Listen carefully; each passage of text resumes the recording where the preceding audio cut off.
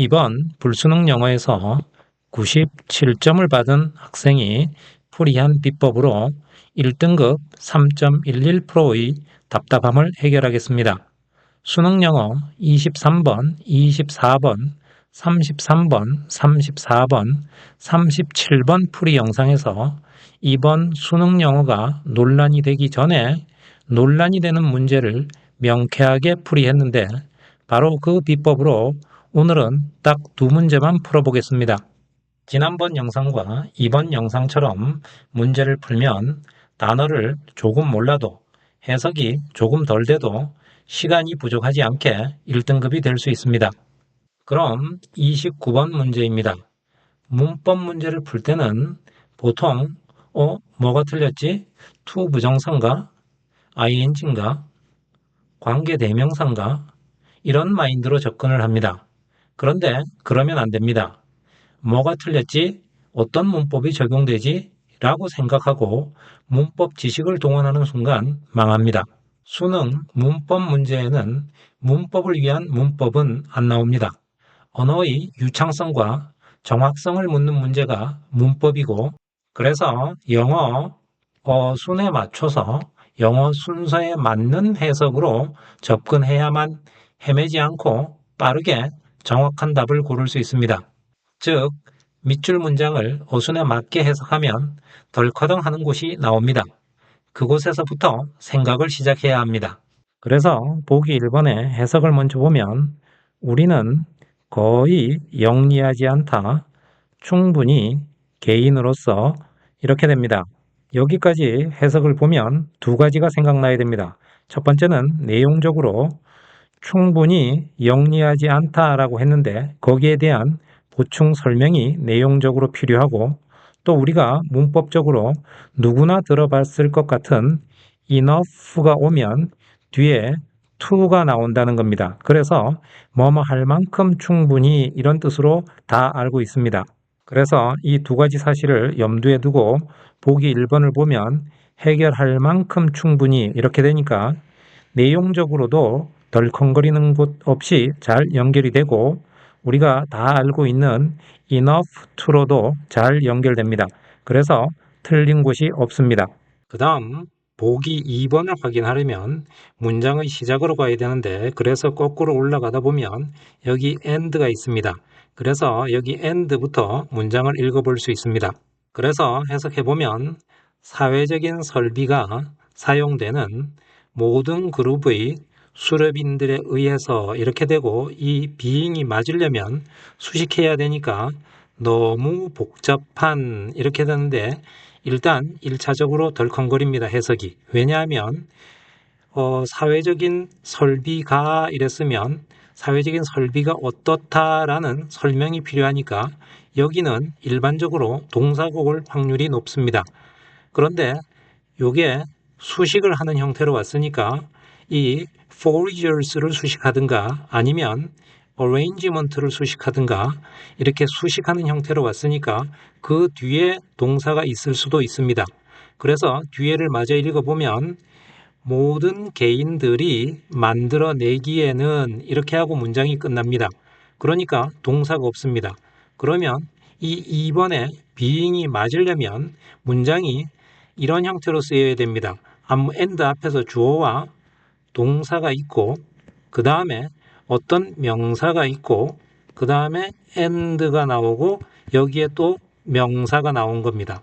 그래야만 이 and 뒤에 동사가 없이 명사만으로 문장이 완성될 수 있는 겁니다. 그래서 and 앞에 동사가 있는지를 확인해 보면 됩니다.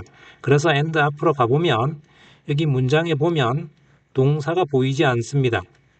그러니까 답이 쉽게 2번이라는 걸 알 수 있습니다. 그래서 이제 해석으로 이 2번이 정답인지 확인만 해보면 됩니다.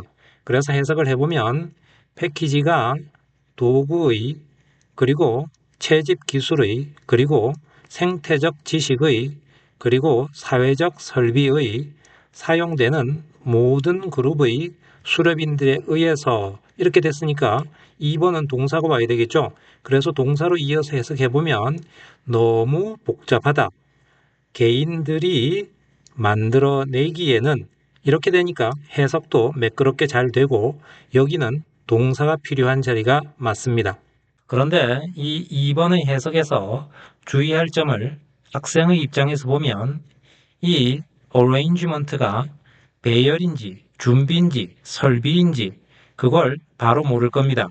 그럴 경우 망설이거나 얼버무리지 말고 자리만 잘 지켜서 사회적인 arrangement가 이렇게 가짜를 붙여서 해석하면 문법 문제를 푸는데 아무 문제도 없고 도움이 됩니다. 이렇게 문제를 풀어보면 이 29번 문제는 전국 모든 수험생이 다 맞으라고 낸 문제인 것 같습니다. 그리고 이게 문법 문제니까 나머지 보기도 풀이법을 좀 보겠습니다. 3번은 in 위치인데 이렇게 전치사 플러스 관계대명사로 되어 있는 밑줄은 해석을 할 필요도 없습니다. 이 관계대명사가 있는 뒤의 문장만 보면 해결할 수 있습니다. 이러한 보기는 이 뒤의 문장에 이 전치사가 필요한지 안 필요한지만 보면 되는데 이 문장은 여기에서부터 여기까지 봐야 되는데 이건 더 쉽습니다. 왜냐하면 because에 의해서 문장이 분리되어 있으니까 이 부분만 보면 됩니다. 그래서 우리가 사는 거는 어디에 살다 이렇게 돼야 되는 in이 꼭 있어야 되는 거니까 여기에 in을 꼭 써야 됩니다. 그 다음 4번 보기를 확인하려면 여기부터 읽어야 되겠죠? 그래서 해석을 먼저 해보면 우리가 동기부여가 된다, 배우도록 이렇게 됩니다. 그리고 해석이 여기에서 여기까지 매우 자연스럽게 됩니다. 왜냐하면 우리가 동기부여가 되는 거니까 뭐뭐 하도록 이렇게 연결되는 거겠죠. 만약에 우리가 동기부여를 한다면, 즉 비동사가 없고 motivated만 있다면 무엇을 뭐뭐 하도록 이렇게 연결돼야 되겠죠. 그래서 여기에는 비동사 플러스 pp로 우리가 동기부여가 된다. 이게 맞는 겁니다.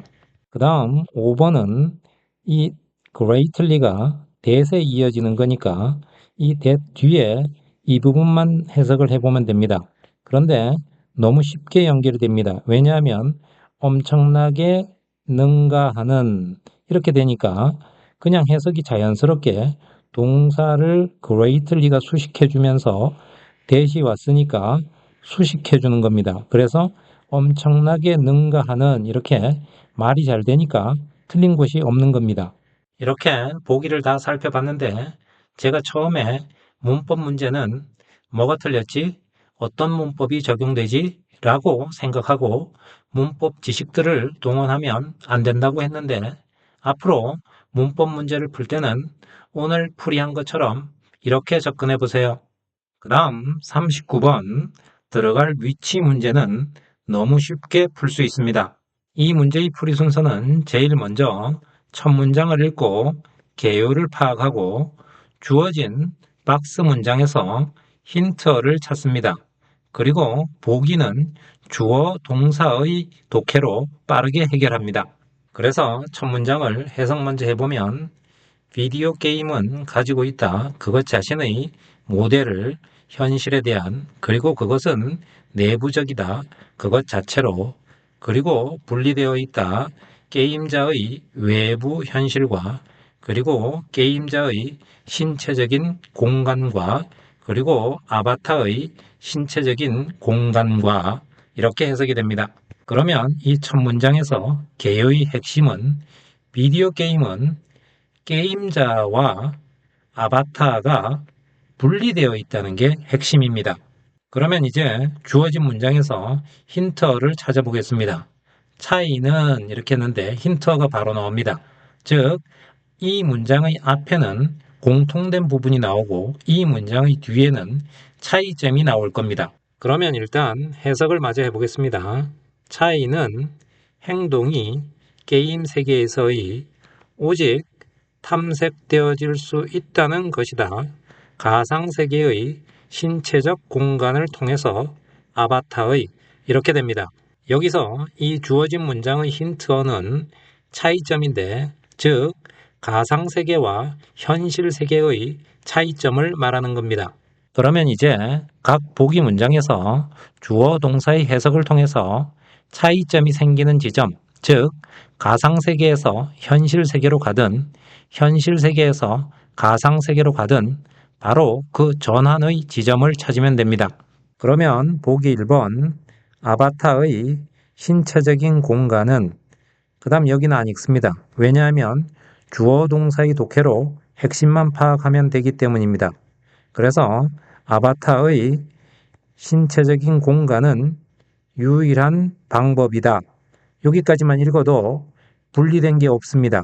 그러니까 1번은 답이 될 가능성이 없습니다. 그 다음 보기 2번 해석을 보면 현실 세계에서처럼 인지는 요구한다 행동을 이렇게 해석이 되는데 여기 이 말이 무슨 말인지 모르겠지만 현실 세계에서처럼 이렇게 말했으니까 이 보기 2번은 보기 1번에서 이어지는 가상 세계에 대한 언급입니다. 그 다음 3번 해석을 보면 게임자들은 확장한다. 그들의 인지 영역을 게임으로 이렇게 되는데 여기서 인지 영역을 게임으로 확장한다고 했으니까 현실을 가상세계로 가져온 것이고 전환이 일어난 겁니다. 그리고 전환이 일어나려면 차이를 언급해야 되는 겁니다. 그래서 3번이 답이 됩니다. 그러면 이제 4번 보기가 현실과 가상이 결합된 내용이면 답이 검증되는 겁니다. 그래서 4번 해석을 보면 피드백 순환이 인지와 행동의 이렇게 되는데 여기까지만 봐도 됩니다.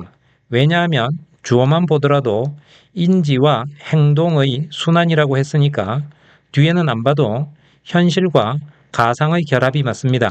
그러니까 답은 3번이 확실합니다.